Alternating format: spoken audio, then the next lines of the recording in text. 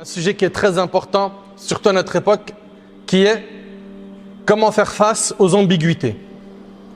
Comment faire face aux ambiguïtés. Nombreux sont ceux et celles qui aujourd'hui, avec leur smartphone, se retrouvent à passer un nombre d'heures incalculable sur les réseaux sociaux, à absorber tout type d'informations. Le grand danger dans le fait de surfer sur les réseaux sociaux, le plus grand danger, c'est que tu perds ta religion.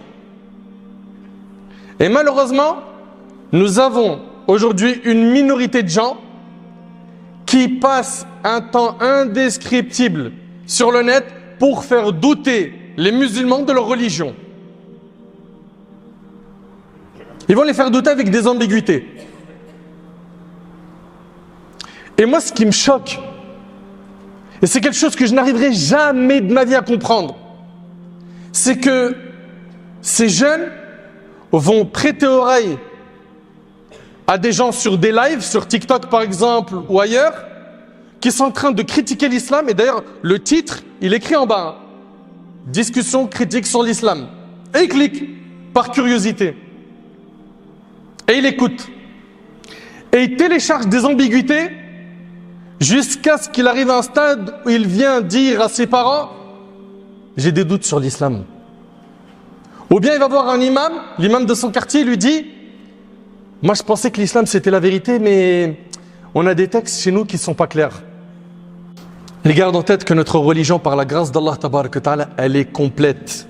Allah Ta'ala dit Al-yawma akmaltu lakum dinakum wa atmamtu alaykum ni'mati wa raditu lakum al-islam dina. Aujourd'hui, j'ai parachevé pour vous votre religion. Votre religion, elle est complète. J'ai parfait sur vous mon bienfait et j'agrée pour vous l'islam comme religion. Allahu Akbar. Allah nous dit Wa innahu la kitabun aziz. C'est un livre inattaquable, un livre puissant. Allah Ta'ala dit ceux qui ont dans le cœur un penchant vers l'égarement s'attachent à ce qui en est équivoque, cherchant à troubler les gens dans leur religion et à interpréter conformément à leurs desseins. C'est pour ça qu'il faut revenir aux savants. Ce sont des spécialistes. Et on oublie que le prophète sallallahu alayhi wa sallam a dit que les savants sont les héritiers des prophètes.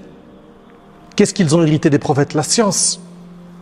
Et cette religion, elle s'est transmise de génération en génération par le biais des savants. La science, elle se prend de cœur à cœur. Tu es assis devant le cheikh, devant le spécialiste et tu étudies auprès de lui comme les gens aujourd'hui font pour se spécialiser à l'université, dans la médecine ou autre. Il m'est déjà arrivé de parler avec des jeunes, des lycéens, des universitaires qui viennent me voir avec des ambiguïtés. Et parfois, on n'avait pas la réponse à l'ambiguïté. On est parti la chercher. Wallahi al-azim, quand tu regardes la réponse qu'on a à l'ambiguïté qu'il a présentée, ça t'augmente la foi. Ça t'augmente la foi. Parfois, c'est réel. Il y a des ambiguïtés, alhamdoulilah, on les connaît. Et il y en a, elles sont très pointues. Il suffit juste de chercher. C'est-à-dire que même une personne qui a étudié peut se retrouver à dire « Attends, je vais chercher ». Il n'y a pas très longtemps, 2-3 semaines, un lycéen, il est venu, même 2 lycéens, j'ai eu affaire à eux. Ils sont venus, ils m'ont dit « Voilà, ça, je l'ai attrapé, je lui ai dit « Viens voir, ce texte-là, il dit ça, il est rapporté par le Bukhari, mais celui qui te l'a présenté, il t'a caché un morceau. Et ce morceau du hadith, il explique tout. Et le morceau dit ça. Lui-même, il était apaisé. Donc quand tu viens avec ton ambiguïté auprès de quelqu'un de science, ça t'apaise le cœur. Et s'ils savaient à quel point leurs attaques ne font que fortifier notre foi, parce que par la grâce d'Allah tabaraka wa ta'ala, tout est clair dans notre religion. Les ulama ont fait un travail exceptionnel, qu'Allah leur fasse miséricorde. Au lieu de prendre le chemin inverse à la science et d'aller apprendre la religion par quelqu'un qui a renié l'islam et qui critique l'islam, fais les choses dans les règles.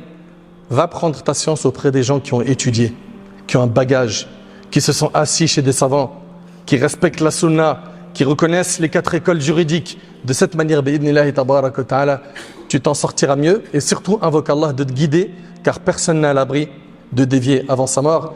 J'implore Allah tabaraka wa ta'ala de nous accorder une science utile. J'implore Allah tabaraka wa ta'ala de nous accorder une bonne compréhension de sa religion. J'implore Allah tabaraka wa ta'ala de guider notre jeunesse.